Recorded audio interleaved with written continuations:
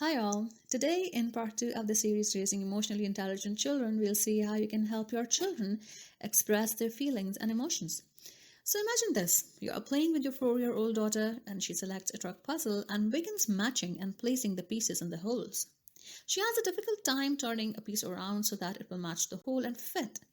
Your elder son tells her, "Let me help you turn it the right way." Your little daughter pushes his hand away and says in an agitated voice, "Let me do it." She tries to fit the piece in again, but isn't successful. She screams and throws the piece across the room and then throws the puzzle at your son. What would you do in such a situation? Would you throw in the towel and quit for the night, maybe try again tomorrow? Or would you turn it around and create a brand new lesson about helping your child understand and talk about her emotions? Young children deal with many of the same emotions that adults do. Children get angry, sad, frustrated, nervous, happy, or embarrassed, but they often do not have the words to talk about how they are feeling. Instead, they sometimes act out these emotions in very physical and inappropriate ways. For example, when the little girl was frustrated, she threw the puzzle pieces. Do you also face these situations when your children act out because they are unable to express their emotions? So let's talk about the solution and see some of the strategies to help your children express their feelings and emotions. Number one, help your children understand their emotions by first giving the feelings names and then encouraging them to talk about how they are feeling. For example, you might say to your child, "Daddy left on a trip, so you're sad. You said you want your daddy."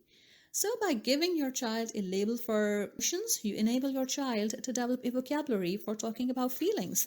Number two, give children lots of opportunities to identify feelings in themselves and others. For example, you might say to your child, "Riding your bike is so much fun. I see you smiling. Are you happy?"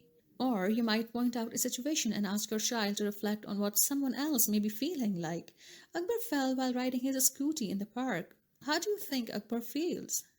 Number three, teach your children the different ways they can respond to specific feelings, conflicts, or problems. Talk about your own feelings with your children. Like, "Remember yesterday when your little sister was running high fever? Mommy got so sad and upset. And do you remember what my face looked like when I got sad? Can you make a sad face like me?" Talk with your children about different ways you deal with specific feelings, like, "When I get mad, I take a deep breath. I count to three and then try to think of the best way to deal with my problem." Number four, teach your child to identify and express their emotions in ways that your family, friends, and most importantly, religion find acceptable. For example, you might tell your child, "Sometimes when father is angry or upset, he sits on the couch until he figures out what he wants to say or do about it. You should also sit and think when you get angry."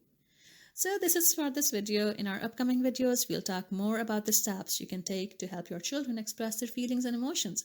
So keep watching Parent Education Program. Thank you.